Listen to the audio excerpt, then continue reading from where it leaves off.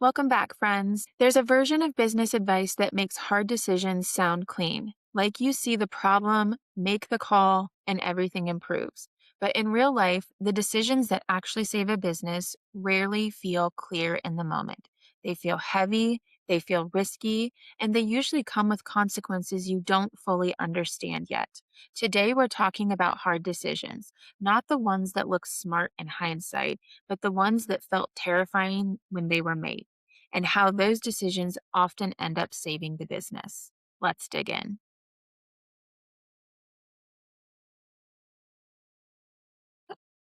Happy Friday. Happy Friday. How's it It's going, lady? it's good for our listeners. It's Good Friday. So most of us are probably off for the day or playing half day or what have you. We have family in town this weekend, so we're recording a couple episodes and then we're gonna go get outside. What about you? Awesome. Taking it easy this weekend and spending some time with my hubby who's going on a work trip. So, Yay. keeping it low key. Keeping it low key. I love it. I Yep. think we mentioned this on the last episode, but we are in the same month that we're gonna be in the same room. Like it's like Yes, a week and a yes, we half. are. I know. I'm I'm so getting excited. nervous. I'm getting super stoked though. Super stoked. Nervous in the fact that we're gonna be recording in a different atmosphere. Just nervous to have a guest visit me. You're gonna see how it goes down in the Sassy household. How it goes down. You know what's so funny is I had a client, just a couple weeks ago. They were in the negotiation stages. In Mhm, most of my negotiations, they start with viewing, and so I usually request most of my clients are in QuickBooks Online, and so usually my request is sharing view only access or some sort of access to QuickBooks so I can see kind of mhm. like how the mapping is done and what their chart of accounts looks like and how many accounts do they actually need reconciled, how many transactions are happening, etc. And the lady that I was talking to, I've spent over a decade in the finance world and I had never heard this. And I was like, that actually makes a lot of sense. So she was like, Cash, sharing your books with someone is like letting them come into your house and seeing your dirty laundry. And I was like, I started laughing and I was like, it totally is. And so now, like, when people come to my house, I feel the same way like, oh my gosh, these people are about to see my dirty laundry. But I I don't know. The people that get, I don't know if you feel this way, but the people that get the privilege of coming into my house, they, they're, they're specifically picked out. Like not just anyone gets to come into my house. And Yes. so, for those that have been in my house, you should wear it as a badge of honor because I am freely and unapologetically me in my home. Yes, yes, and, same here on both fronts. So we're very, very private people and just very selective of whom we spend our time with. We are both introverts and we both the people in our lives are very meaningful to us, and so we're just very selective of like and we're both very busy, so like who gets to have that spend that free time, like so kind of picky there. Number one, very picky, but number two, even, oh my god, we're so terrible. We have positioned our house to where people really can't visit us. So we're gonna be creative of we definitely have a comfy couch for you, but like Yay. we specifically the rooms that we had for guest Mhm. rooms, we took that shit out You made it, because yes. See, it's not an option. So you can be it's like, not an It's option. not that I don't like you, it's just there's nowhere for you to be." That's exactly it. But it's true because we have repurposed, I have an office and then Chris has one office and one like workstation room. Because I get the big office that's worth two rooms, he has two separate rooms that are next to each other. And one of them is like his actual office, and the other one is for like after hours activity stuff. He paints minis, Warhammer minis. Good. Um, Super fun. We get to play them once a month. We get to have our both of our armies playing against each other, and we I kick each love other's it. asses. Love it. But in any case, like, so he has just like a full room where he does 3D printing and painting his minis and all of that. So it's kind of his like man cave, if you will. I love it. But there's just no room for anybody else, and that's our excuse, and we're I'm a sticking pretty to it. tiny person, so I take up small room. I love it.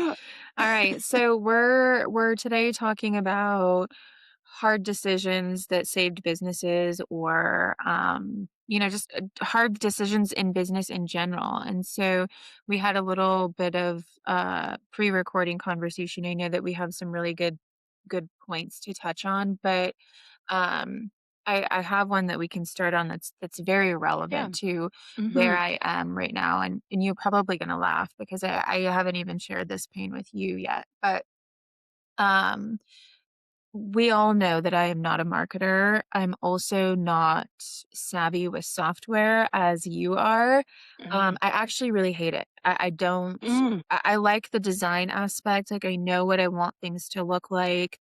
Um but the actual coding and sitting down and putting it all together is really not enjoyable for me. But on the Mhm. flip side of it, I have a very much a entrepreneur leadership mindset in that I need to know how to do it so that I can train people to do it the way that I want it done or that I need it done in terms of the finished product. They don't necessarily need to Mhm. follow my step by step process. But and the other thing that I really take that kind of path is for so that people can't bullshit me. Mhm. You see it so often, and again, like it. Unfortunately, I'm going to dog on marketing again, but so often marketing uses fancy acronyms or these long timelines, and people are easily bamboozled by them. And so when it comes to business, I really want to know the foundation and how things work so that Mhm. when I go to delegate it and someone says, "Well, that's going to take 3 months or that's going to cost this much." I can be like, I don't fully agree Mhm. with you because I've done this." And so my real life example for decisions that saved my business. I truly think Mhm. in the long run this will be a game changer. But coming from the corporate world, our website was hosted on WordPress. And Mhm. so for those of you that are out there on small businesses, WordPress is really a website design tool really based around coding. I mean, you have to have Mhm. a coding background or someone around you that has some sort of coding background because it's not as simple as some other platforms that are out there. And so Mhm. when I came into business ownership on my own, in my head, I knew the right place to house my website was Mhm. on WordPress hosted than somewhere else. Um, but WordPress is very intimidating. WordPress is also high maintenance. I think it's getting better with all of the technology that's coming around it. But to Mhm. me, my simple mind was like, I don't think I can do it. I also can't really afford to have a full marketing team to design this and maintain it, what have you. And so I chose a different platform and um, also designed it in a way that made sense to me. And I got some great opinions from people on my website initially, but Mhm. a lot of those people were very close people to me. They gave some constructive criticism, but honestly, I really needed someone to kind of rip it apart Mhm. as if it Mhm. was their own and would they use it Right. themselves. And so about 2 weeks ago, I met with an SEO guy. Mhm. And also for those of you, like I'm very hesitant with SEO. I'm very like hesitant with just anything in marketing because again, you hear it's going to take time or etc. So I met with him and I felt really confident going into this meeting. Like I have a great website. I just really need some help around how do I get it to really be um spidered and really optimized for Google specifically. And when I came out of that meeting, I felt like he said, "Your baby is really ugly and doesn't have a chance at life." Which was great. It was in the moment, of course, I was like, that's how I took it, very personal. But then I had to drive home. I drove home and I had all the personal emotions like, F him. Like, he doesn't know what he's talking about. Like, my baby's not that ugly. It will have a chance at life. And then I had to really just put my big girl pants on and like, he knows what he's talking about. He actually had data and reports and audits to support what he was explaining. But for those tech people out there, you will probably appreciate this. Basically, what he had explained to me is, your website has an IP address, which is very similar to your house address in the world, right? Mm. It's housed Mhm. here. And in the world, you have pockets of neighborhoods, right? Good neighborhoods, a little rougher neighborhoods, what have you. When it comes to IP addresses, they're not necessarily neighborhoods. You may have a really good house, and then you may have a series of really poor houses, and then another good house, etc. He said, your house is good, right? Like your services are good, what you're offering is good, but you don't get to control who your neighbors are. And if your neighbor to your left and your neighbor to your right are bad and they get spidered, your domain may then get blacklisted. And Mhm. unfortunately, the platform that you're using is predominantly non-paid. I was using a paid version, but this situation happens more often in non-paid platforms. Mhm. So he said you really need to move to WordPress, which was just a nightmare. Mhm. And so I went home and worked with my husband, who is actually pretty good with coding and what have you. Not an expert, but he can fumble his way through pretty well. So we redid the website, we put it on WordPress, and we have already seen some just in a week. So I'm excited to Mhm. see what happens in the next couple of weeks and Mhm. over the next year. But in that moment, the hard decision was putting the pride and the ego aside of I did this here. I Mhm. put capital into this situation. I knew it was wrong to begin with. Time wasted. I can't get that back. To now I'm spending time building another website over here. It's done the right way. A huge learning curve because I was pretty involved and hands on in doing it, but the benefits of it. And so, we decided to do this podcast to bring our mistakes to listeners out there. And when we started talking through these bad decisions or decisions that we had to pivot to save our Mhm. business, this is the first thing that came to mind because I had an opportunity to say, F you, my baby's not ugly. It is going to survive and continue running that way and never be found on Google Right. or make the hard decision, have to do some learning curve, have to get outside of my comfort zone, which boy, let me tell you, I was so uncomfortable Mhm. doing And it. swallow your pride too, Swallow right? my pride. But the other piece of advice that I got that was a little difficult to hear was, Cash, go look at the top, I think he said 5, top 3 or 5, competitors on Mhm. the front page of Google. Look at their website with an unbiased eye. Look at their website. Mhm. Look at, the things that are very similar, the things that are different, the things that would catch your eye if these are the services that you were looking for, and then go back to your website and ask yourself, does your website have these things? Is your website clear, concise in what you do? And a lot of the answers to those questions were no. If someone came to my website, was it pretty? Yeah, but unfortunately pretty doesn't work in business and it's specifically people that are looking for the services that I offer. Yeah. Specifically those high-end CFO services. And so Yes, it was a big lesson, and there was a moment there that I was like, I'm not putting my pride aside. My website is not that Mhm. terrible." Mhm. And honestly, it was the people around me, my husband and this person that I met with, and another dear friend that was like, my dear friend was like, I'm not a website designer. This is not my expertise. Your website is beautiful, but when you share the feedback that he gave, I have to say the same thing. Like if I was looking Mhm. for a fractional CFO, I love you and I would probably use you because you're my dear friend.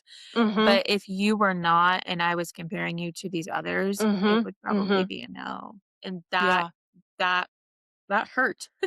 But and I But think you that's needed a learning opportunity for business owners. So I'd love to hear your input or Yeah, well, you touched on just such a gold nugget here, being a business owner yourself, and this is what I've seen time and time around. I definitely want to spin off on two topics. Definitely want to touch on the specifically the marketing piece in just a moment, but let's jump in kind of to the overall thought. These hard decisions, there's certain sensitivity points with them, right? Like, so it's in this situation, it is, potentially the pride of an owner or a department leader or somebody where they were doing their best with what they knew, with the tools they had to accomplish some sort of a goal, and having outside critiques is very, it's hard to hear because we're all human beings, and so the first thing you're going to receive it as a real human being before a business owner or a leader, right? And so but you have to, because all of us, that will be the initial, is like, oh, okay, something I did wasn't up to par, or like, I'm being displayed, I'm being criticized, and you feel naked, publicly shamed, if you will. And so but in order not to kind of get caught up in that, try to try to see, like, who is conveying the hard message to me. Do they have my best interest in mind or not? Because the people who do have your best interest in mind, they really get paid to have those hard conversations. They're not there to kiss your ass. If they're there to kiss your ass, like, and they're just yes men and women, and you're not, like, everything is great, then you're never going to improve. And actually, same thing goes. This is so interesting. We started talking about AI, and I want to continue talking about AI through all of our conversations. But um, similar concept. So how we've talked about how AI, like, number one, it lies to us often. Um, but it often lies because it tries to kiss our ass. Like, yeah, so if you put in a prompt of, like, and I do this often because I don't start out my brainstorming with AI. I feel like I have way more original thoughts. Mine come from experience and everything like that.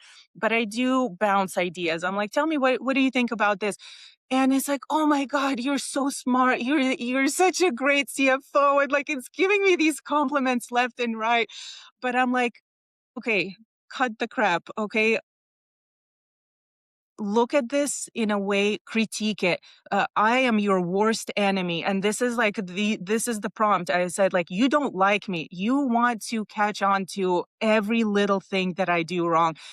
And boy, did it have different opinions after. yeah. It brought to my attention things that I didn't catch initially, that it didn't catch initially, but when you're so the point is, you do want to be objective. You, like, when you're receiving the hard news, as much as possible, after you have your feeling of, oh, that hurt, Yeah. try to listen to the message, because if the person is delivering a hard message for you and it's kind of their job, then you want to listen to that. And this is where I have found in my personal experience that it's so much harder to implement, and I've had the worst experience with business owners in delivering bad news to them, because from my angle I see what's coming down the pipeline. Like, a decision today is going to affect us down the road, and I don't think it's a good idea. And being that deliverer, like, I get it all the time, the defensiveness. And then other instances, I'll I'll finally, like, I see I've reached them, they see the problem, but they are not willing to do the hard decision to Yeah. fix the problem, because that has its own uncomfortable situation. So we'll definitely dig into the details of what those look like, but just top level, to your point, it's very, very hard receiving bad news, but you really want to, your second take on the Mhm. news is, okay, now I've accepted it. What do we do about it? And if this person is your solution, of I Mhm. know how to fix this, then you absolutely want to continue that conversation and continue working with them. And this is where I want to jump into the specific Well marketing. well, Yeah, one yeah. one one thing that I wanna jump in on because I wanna Hmm. push on the fact that the delivery, because that was one thing that I Yes. really appreciated about him, like, in the moment, of course, I'm a human, and I think Mhm. that this is where my and I'm still as immature as they come. I mean, I geez, think we listen to our are. conversation pre-recording, like, we know I'm immature, but I think that a lot of my maturity in business has come from these lessons in 10 years ago, I would have walked away and said, "Screw him. Like, I'm not changing it. Mhm. He doesn't know what he's talking about." And the mature Cash was able to say, like, "Okay, did that hurt? Yes. It hurts as if my child was to get hurt, but Mhm. he has valid points." But I will tell you that the reason that it hurt less, or the reason that I was able to kind of take that, was because of his delivery. Some of it my Mhm. maturity, but a lot of it was his delivery. When he came in, the first thing that he came with was documents and audits, and like he Mhm. had gone through and he did that all complimentary. There was no fee to Mhm. me. But the second thing that he said, what that I really appreciated, and I've done this too with my clients, is he said, "I'm first of all, I'm not gonna sell you anything today. You have to be willing to make these changes, and if you're Mhm. willing to make these changes, they're changes you can Mhm. make on your own, and if and when you make those, then I would be happy to sit down and go over how we may be able to work together. But me Mhm. bringing you on right now in the status that you're in would be a waste of your dollars." And so I really respected that, and the fact that I can help you, but right now it would not make sense. But the other thing that I really appreciate, because I'm just like a no bullshit kind of person. But Mhm. the other thing that I really appreciated about it was he said, if you bring me on, you're not bringing me on to be nice to you. You're bringing me on to tell you what needs to Yes. change. And Yes. I do that too with my clients. But like you said, it's all in delivery. And I have a client Mhm. that has a boutique with inventory. And, in my month end report to them, I said, we're really heavy in assets, specifically inventory, which Mhm. puts a strain on cash. So Mhm. just know that we either need to push inventory churn a little bit faster, or we Mhm. need to know that we're going to be a little tight on cash because that's where our assets are tied up. But it's all in that delivery. So I cut you Mhm. off. I want you to go into your second point here, but I Mhm. really appreciated the fact that you said delivery, because as business owners, we also need to hear that too, that we're going to hear bad news, and bad news isn't inherently bad. Mhm. You can prevent things from happening when you hear Yeah. that. But I'm no different. If he would have just said, like, your website is a disaster and you're never going to go anywhere, I probably would have walked away and made no changes. Yeah, and that's I'm glad you kind of swooped in for your comments, because it all ties into my marketing example. So I there's this girl I follow on TikTok, and she is a riot, man. She is a I think she's a legit marketing person, and but her approach, oh my God, I wonder if she's just met a lot of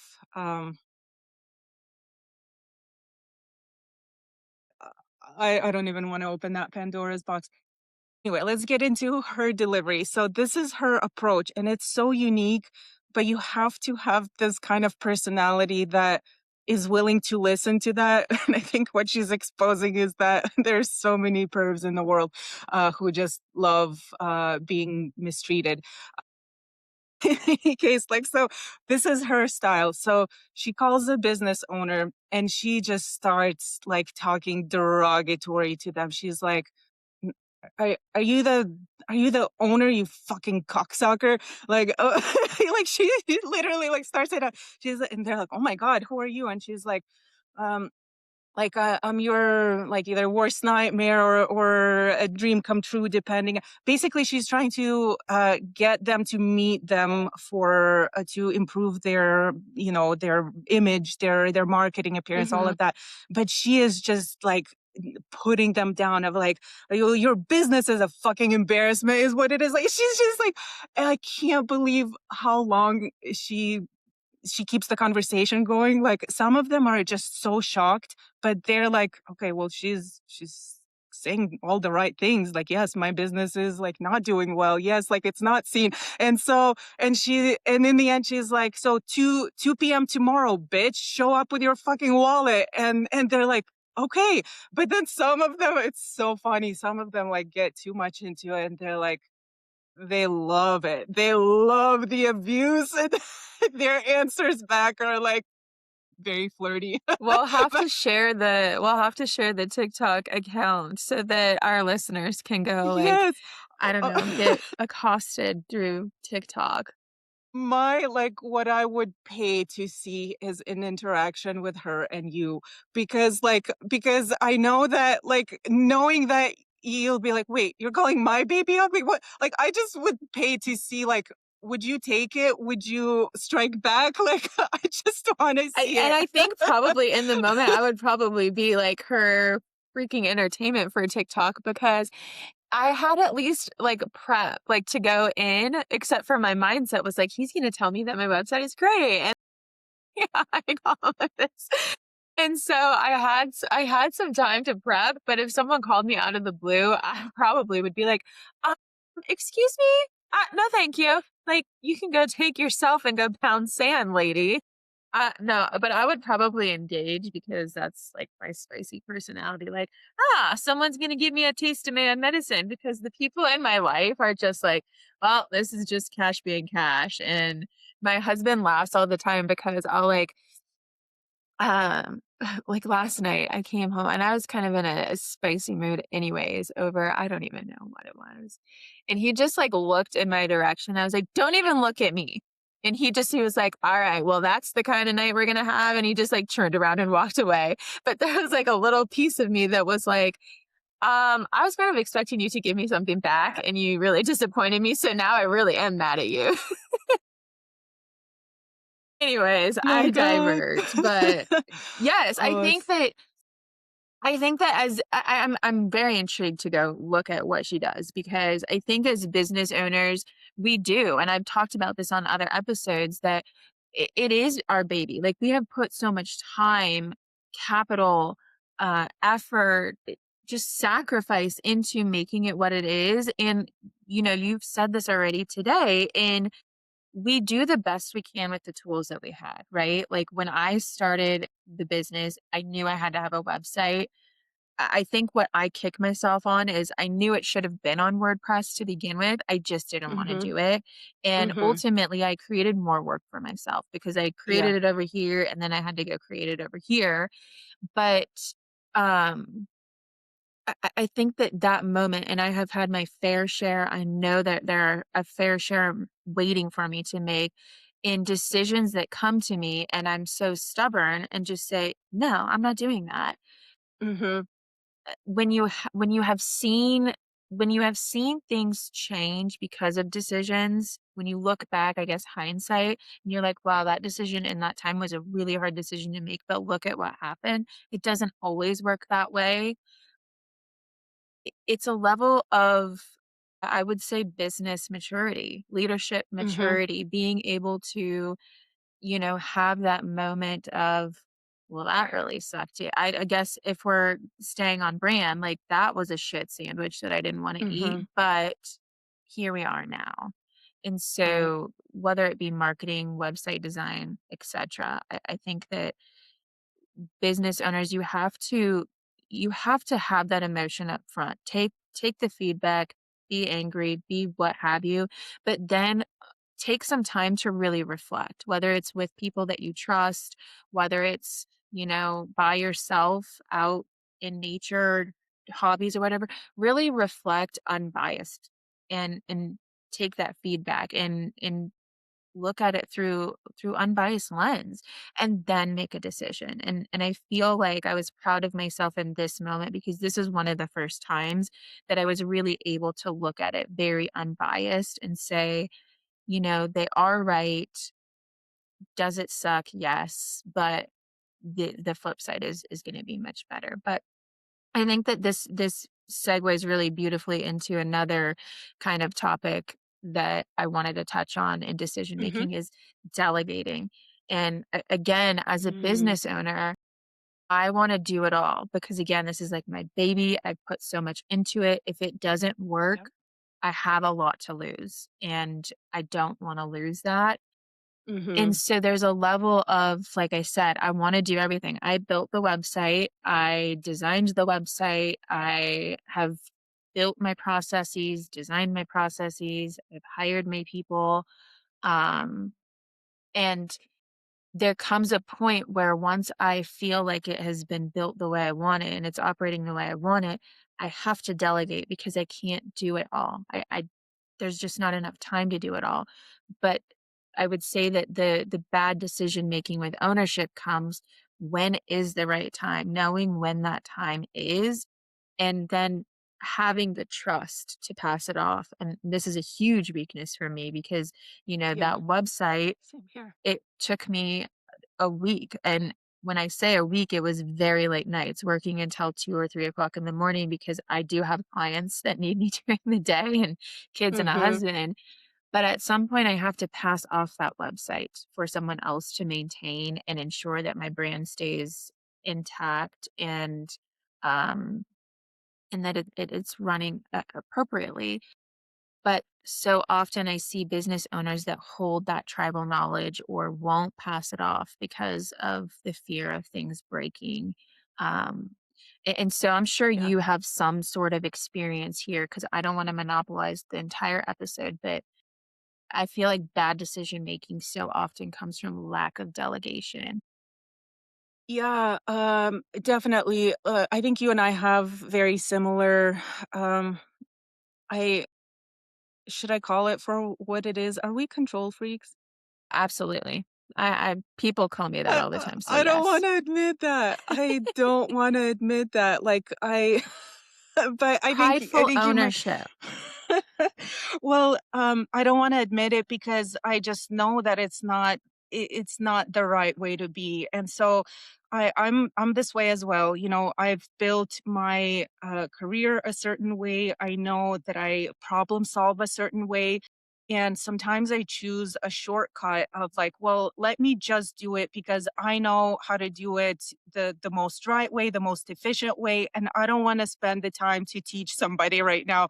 And I make this call all the time. I see my decision as a kind of like a, I don't know if self-fulfilling prophecy prophecy is the right word, but it's like I keep on doing the same thing, using the same excuse, but it gets me the same excuse will continue being an excuse if I don't do something different. So specifically, yeah, if I continue hogging the work, and now I have a department that's growing and I still continue to hog it, well, now things are more fast paced, there's a lot more to get done now.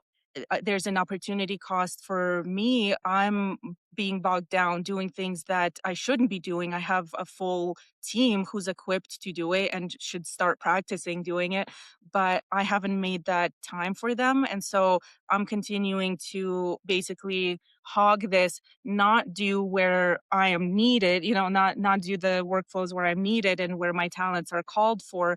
And so then it will never change if I continue making that decision of like, well, I don't have time right now. Things are burning. And so let me just do it again myself. Well, it'll continue being, and so I'll continue not doing these other things that are truly needing me. And so there, if you've already made the decision to be a business with more workers than just yourself, this is when you have to actually start trusting them and start delegating. And yes, they will absolutely make mistakes and they will stumble, but that is how they will perfect their skill. You hired them to be a specialized, worker in this one skill. So give them the chance to succeed. Yeah. And when we don't give them that chance, we often will never, if we continue kind of making excuses up of I'm too busy, things are, let me just do it one last time. So definitely there with the delegation. But the other point that I think is hard for leaders or anybody to make decisions about is when the answer isn't that straightforward. So we touched on things that are like, I know I should be doing this, but I'm stubborn. And so you're kind of willing to fail and then be like, oh, okay, fine, I'll do it this time or whatever. And then there's the delegation of just like, no, I want it to be done right, but I'm the only one who will do it right, so I'm just hogging it. So these are all kind of very, very simplistic. You know what you're dealing with. You probably know what the consequences are, but you're just not wanting to deal with them. But there are certain things, certain decisions where the right decision isn't clear. And you have to really think of like, what is the answer? What is the problem I'm trying to solve? Or what is the question that I'm trying to answer? And in figuring that first part out, that's where sometimes you're like, oh, well, I need to do an analysis to see if this is the right pivot or not. And like an example I will throw in is like, that you're growing and that you have a couple of leads in the works, and you feel like, okay, I feel like this one is going to sign the contract for this summer, and so things are kind of working out, you're getting verbal promises for things, and that, okay, I'm scaling, I am about to have the busiest summer, but you're like, should I should I be hiring now to now, because now I have a higher volume, I'm going to be a bigger business than I ever was, or do I start hiring for it now so then when those contracts are in place and all my resources are staffed, I can still take on new business? Or is it too much of a risk? Like it's 6 months down the line, these contracts might fall through. I don't want to, engage in training people and starting their salaries if there's going to be a workup for. So this one is not clear. You really have to go to your CFO and say, these are my data points, this is my time horizon, these are the numbers involved. What should I do? Should I hire now? Should I wait? Or should I hire at that time when those things are secured? And so sometimes it's that analysis that you have to do to really understand what the right decision is. And sometimes you still will choose not to do it. Yeah, no, I agree with that, and I've experienced that countless times, and it doesn't matter if it's my business or someone else's business, the uncertainty of a decision, and a lot of times they will just not make the decision. They're just not gonna we're gonna kick this can down the road. But yes, and I think that one area that I've seen this happen so frequently, um, is when it comes to revenue, especially Mhm. with small business owners, every penny counts, right? Mhm. And you become so afraid to say no to revenue. Like I'll just take all of the revenue because of Mhm. the scarcity mindset. Instead of, like you said, sitting down and really analyzing it, and I did this in one of the businesses that I came from. We analyzed the revenue, and some of it was not actually good revenue. It actually costed us Mhm. significantly more Mhm. to to continue that revenue. and it was driving down margins because of how much it costed us. And so Mhm. when I ran like an analysis on it, we ran it as is, just, if we continue doing this, and ran it if we didn't. And what we found was, yeah, the top line revenue was a little lower, but gross, net margin were higher and EBITDA was higher. And we've Mhm. talked about this previously, and we want to do an episode fully on EBITDA, but EBITDA is typically what the business is valued around. And Mhm. so when we were able to look at that um, through those lenses, we could make sound decisions. But one of the things that was preventing that decision to be made, or preventing that sit down, was the delegation, the lack of delegation. We were all so busy and just like, we have the revenue we need, we're able to make the payments that we need, we're making payroll, etc. But when you look at the other side of it, it's like, yeah, on this side we only have 10,000 left on the bank, but on this side we have 20,000 left in the bank with less revenue. Mhm. Mhm. And so it's just a beautiful, I guess, story, and how it's not one thing that makes a bad decision bad. It's a culmination of things. When you're not delegating, when you're being super emotional about feedback that's coming. And again, like, make sure the feedback that you're receiving, you are taking with a grain of salt, but you're looking at it holistically through unbiased lenses from people that you value. Um, but when you're not taking that feedback, when you're not delegating, when you're being emotional around decision making or avoiding decisions, you miss really big opportunities. And in the case of the revenue opportunity, if we said no to that one customer, they were also taking up a lot of time. Taking up a Mhm. lot of time for a Resources, yeah. very low margin. Yeah, resources, time, resources, etc., for ultimately a negative margin. And if we let Mhm. that go, we were able to then put that into perspective too. Like, how much time would we have, and Mhm.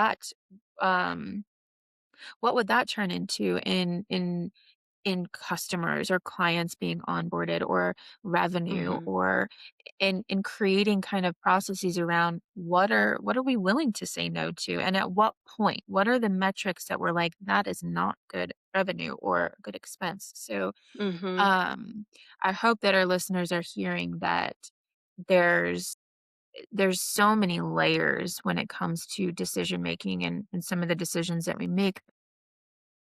One thing that also holds me back, and I feel like as a parent, I see this all the time. I make decisions, Mhm. I'm like, I'm a terrible parent, or mom guilt is real, or what are other parents, judging me on? And I think that that's no different as a leader, as a business owner. I mean, I felt it as a leader, not always. I mean, Mhm. I feel it as a business owner, but even as I sat in some of these larger seats, if I made decisions like, what are the people below me going to think of this decision that I made? Or, you know, how is it going to affect them? Or, you know, this client that no longer is going to be doing business with us, like, where are they going to go for these needs?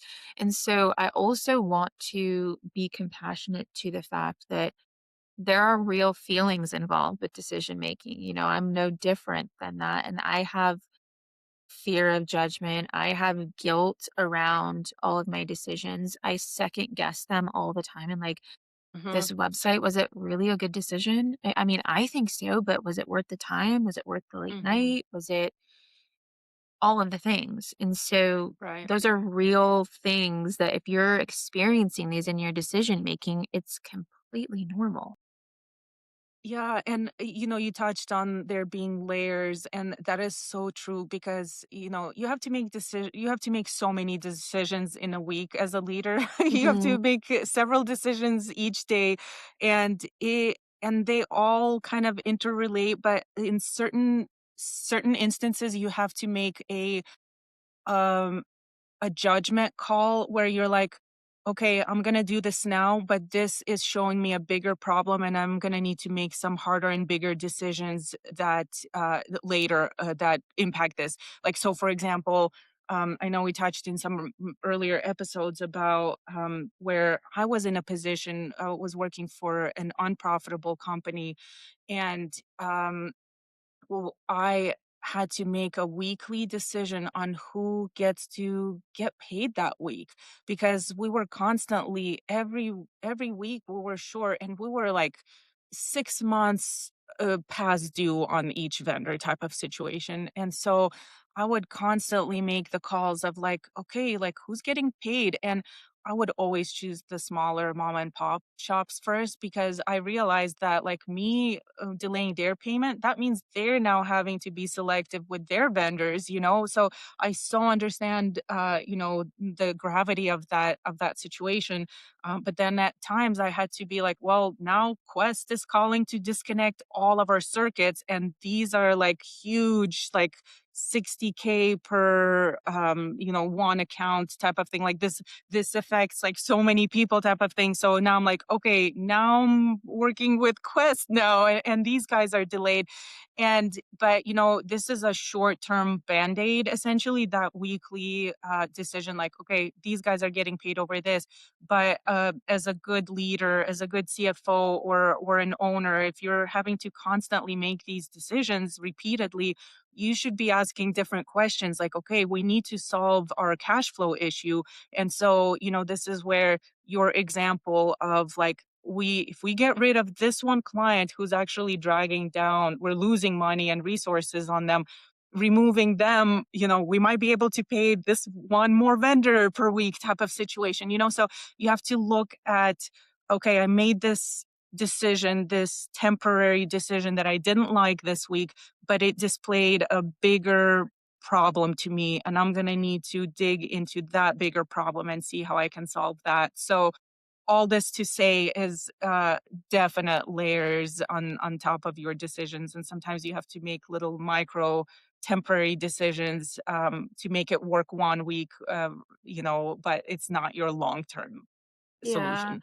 Yeah, the only thing that I would add to that is, and I'm sure that you've seen this too, whether I show it or not, I mean, somebody always sees a version of the emotions. And usually, Hmm. we were talking about this True. before the show. Usually it's my husband. Um, but whether people are seeing them or not, almost every decision is emotional. And the moment at which these decisions don't become emotional, I'm actually going to worry for myself, because if they're emotional or they're taking some sort of toll on me, it means that I'm taking them seriously. It means that I'm Hmm. really putting thought into them. And so I've seen so often in business leaders that can make these just decisions on the fly, very callous. Um, and I wonder, like, are they really there in it for the best interest of the business when you can make Hmm. these types of decisions? Like, I had a mentor that would talk about cutting teams, and the way that they would talk about it was so heartless. Like, yeah, I had to walk into a room and just like cut 30 people. And it was just like, here's your box, here's your pink slip, here's your last check. Yeah. And for me, whether I knew those people or not, I could not make that decision and go home and sleep well that night. Like that Hmm. would that would carry weight with me for probably a little bit.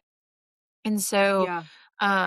again, just wanting to push on the fact that there are no easy decisions in business, and if you are able to make them and just move on to the next, I would question, like, are you actually making the right decisions or sitting in the decisions and, um, Yeah. going through the process? Such a good point. And unfortunately, like you, Cash, have seen this side of businesses as well, a very impersonal kind of, these are our cogs, and we'll cut them if necessary. I do have to say that for all of those instances, the businesses at one point failed or faced hardships because they failed to see that employees were their biggest assets. So there is something to be said about, if you're too mechanical about it, you're probably not understanding the full picture and how things work together for you to get your goal. And that means giving something to the people who are making your dream come true. So there's definitely this side of things, this side of the people decisions.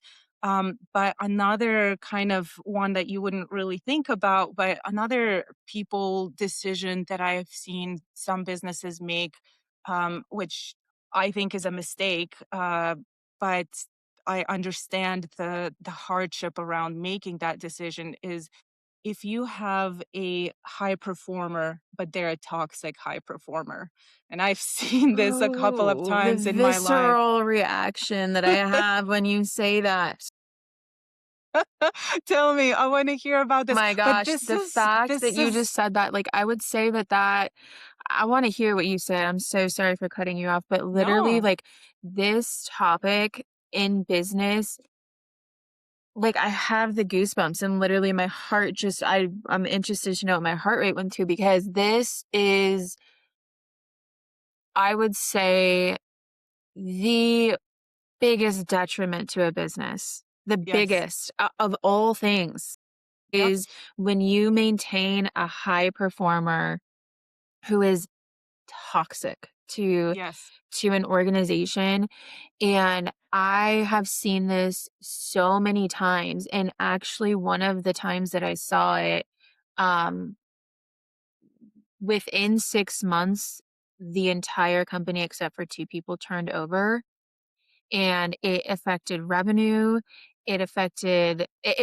everything, like, we had Mhm. to do training again, so there was a time commitment, but I don't my opinion and the way Mhm. I will run my business, this is one of the Mhm. biggest lessons that I learned, and I will never run a business. I would also, if I ever went back, I will never work for an organization that operates this way. That's Mhm. how passionate I am Mhm. about this Mhm. topic.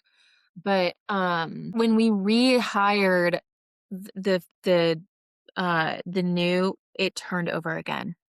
Mhm. That Mhm. is how toxic this person was, but what we Mhm. kept saying was, "But they bring in the most revenue because Mhm. whatever. They bring in the most revenue or they have all the relationships." And, what I found at the end of the day was that when that person finally was removed, the revenue did not change. The clients didn't leave. They weren't Mhm. there for that person. That person was Yeah. just luckily in the right seat to handle these clients. Yeah. But this topic, please tell me your side of it because this Yeah. this makes me so angry when I walk into a business to see this. And to be completely honest with you, I actually haven't shared this with really anyone except for my husband. We opened the firm in November, so November, October, November, December, January. We're 6 months in. 6 months in. Yeah, I can't do math. I Um, can't either in my head. so we're 6 months in, and I talked a little bit ago about revenue to say no to, and I certainly had that moment of like I have to say yes to it all because I have to get this off the ground. I have a certain lifestyle that I need to provide for people that rely on me, and I have fired one client.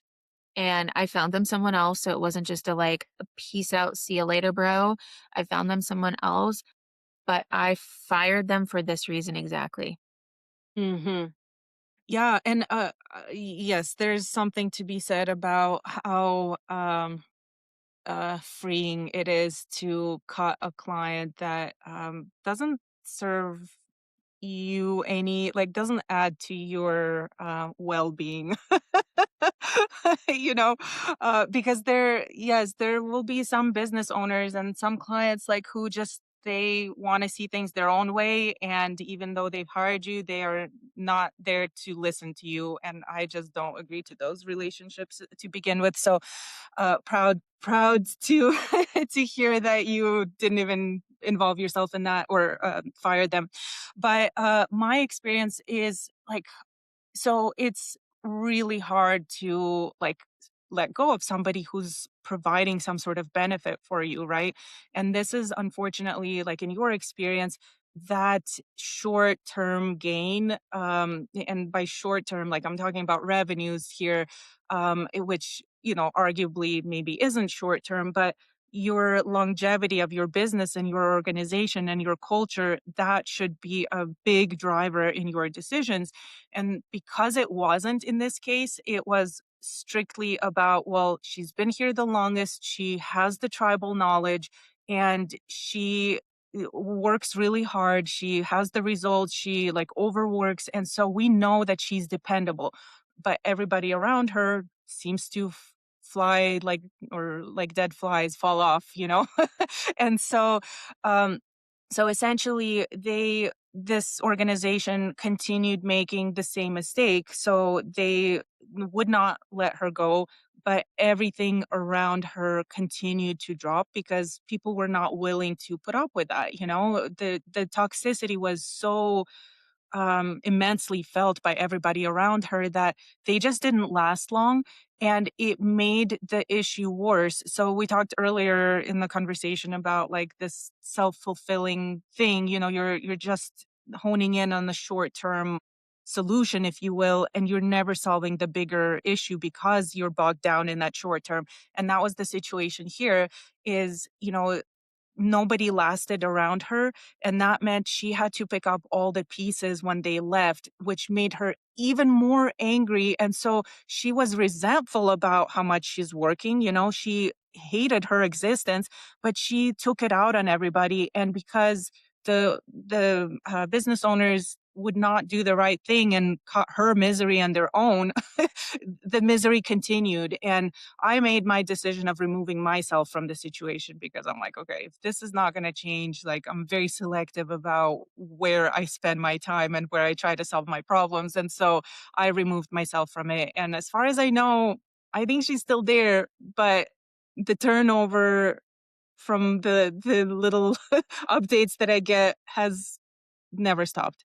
That's So, so unfortunate. So we should probably do a episode just on like people management and like the true yes. costs involved in, hiring, turnover, onboarding, things like that, because there are true costs that don't hit the P&L when it comes to people management. And the part that I think so many again, I think it's that scarcity mindset of, if I let this person go, everything's gonna go with them, and there's so many things you Mhm. can do to prevent that, like have an operating manual or playbook, if you will, having an understanding of what it costs to onboard someone. Because if you Mhm. have somebody that's so toxic and you've turned over 3 people, you in your mind very simplistically you're like, well, now we just hire someone else. There's not really Mhm. a lot of businesses don't have a true cost identified to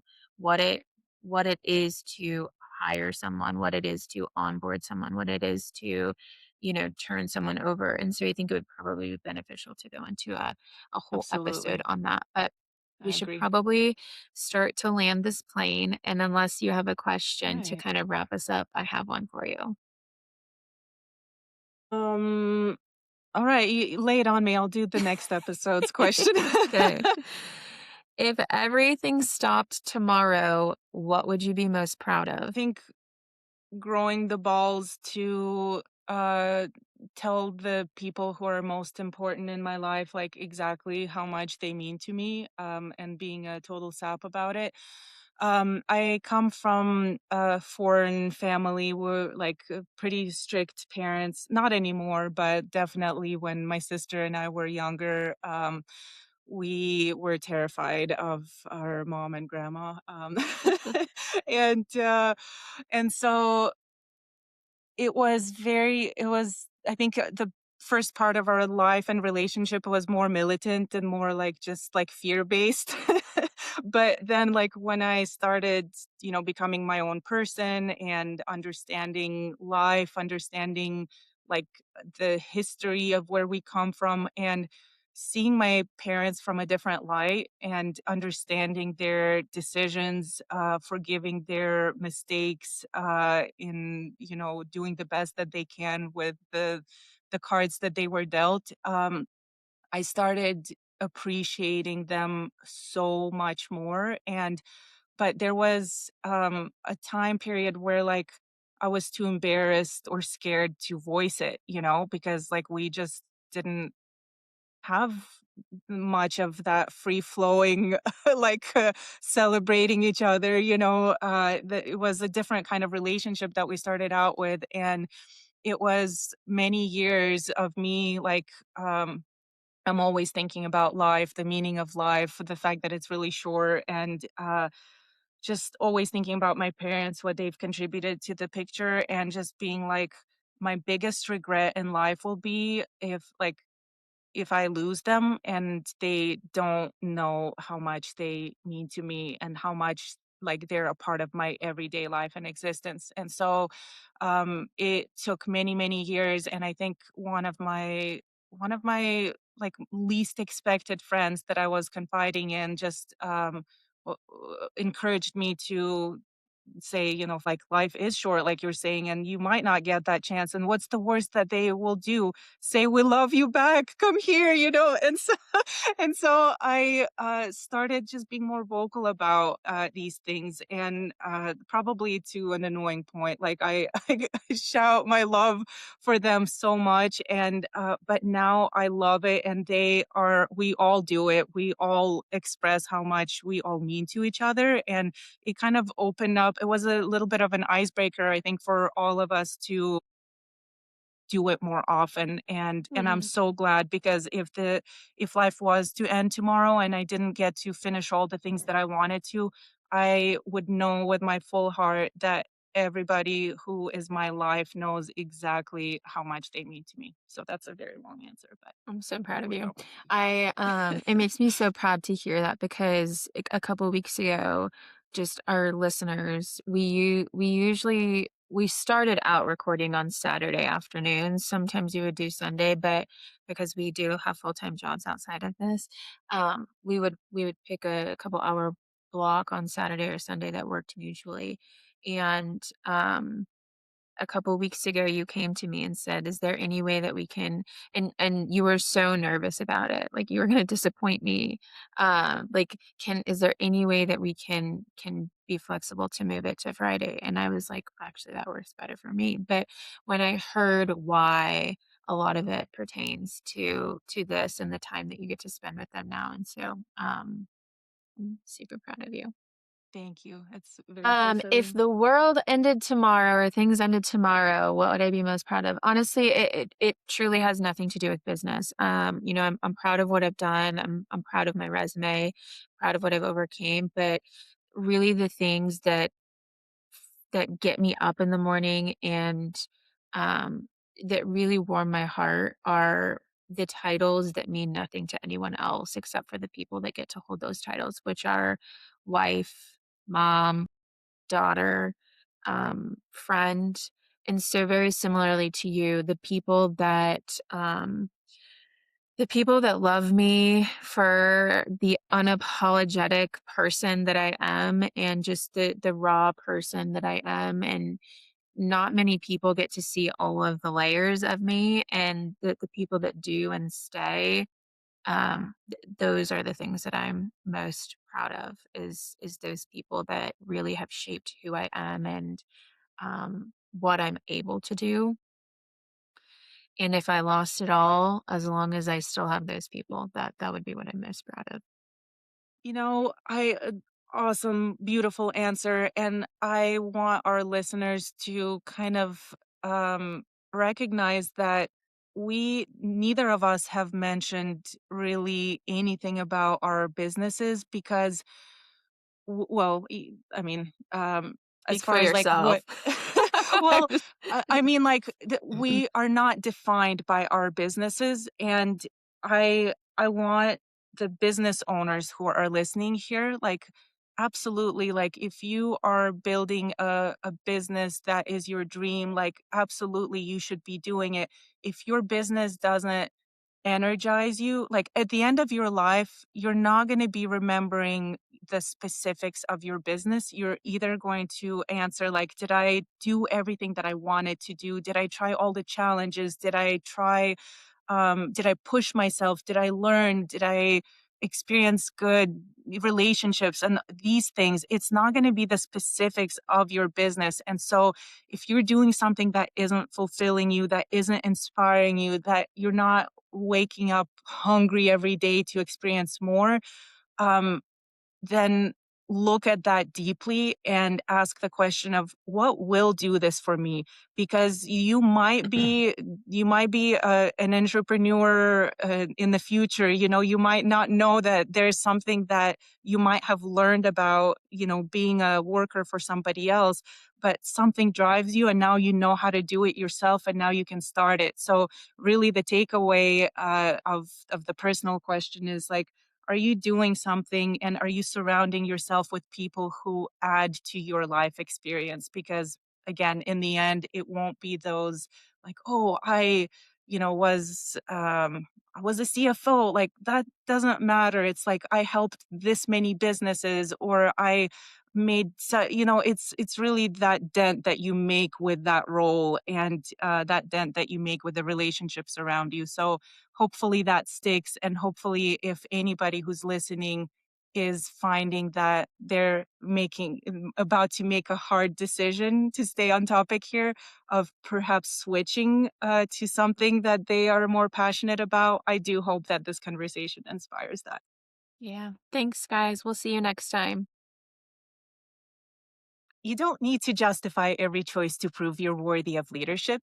You don't need immediate relief for a decision to be the right one. Hard decisions feel heavy because they carry weight, and that weight is often a sign that you are navigating matters. So if this episode stirred something in you, don't rush past it, sit with it. Name what you are carrying and be honest about the decision in front of you. If this conversation hit home, make sure you're following past the balance sheet so you don't miss what's next. Share this episode with someone else carrying a hard decision right now. And if the show is resonating, we'd love for you to leave a rating or review so more business owners can find these conversations. Come back and keep going past the balance sheet with us.